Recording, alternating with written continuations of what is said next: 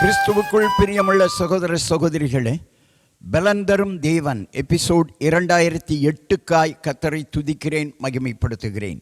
இந்த நாளிலும் எரேமியா 50ஆம் அதிகாரம் 4வது வசனத்தின் பின்பகுதி, தங்கள் தேவனாகிய கர்த்தரை தேடுவார்கள்.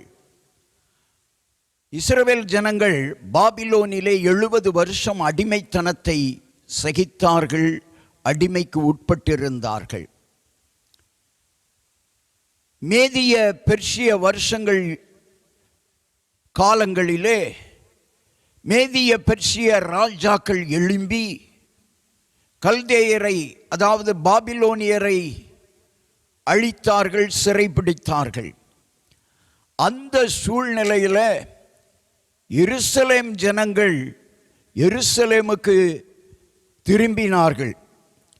அப்படி திரும்பின பின்னாடி தங்கள் கர்த்தராகிய தேவனை தேடினார்கள். இன்றைக்கும் ஒருவேளை உனக்கு ஆபத்து வந்திருக்கலாம்.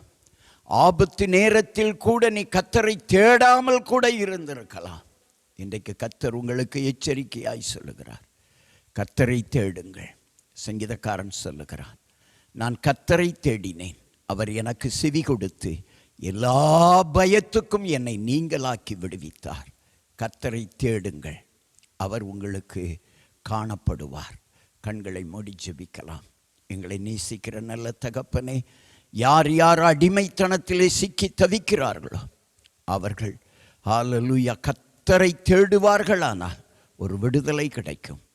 எகிப்திலே 430 வருஷம் அடிமைத்தனத்தில் இருந்த ஜனங்களை விடுவித்த ஆண்டவர், பாபிலோனிலே 70 வருஷம் அடிமைத்தனத்திலே இருந்த ஜனங்களை விடுவித்த ஆண்டவர் உங்களையும் விடுவிப்பார். பயப்படாதிருங்கள், உங்கள் பிரச்சனைகள் மாறும். கர்த்தரை தேடுங்கள், அவர் உங்களுக்கு செவி கொடுப்பார்.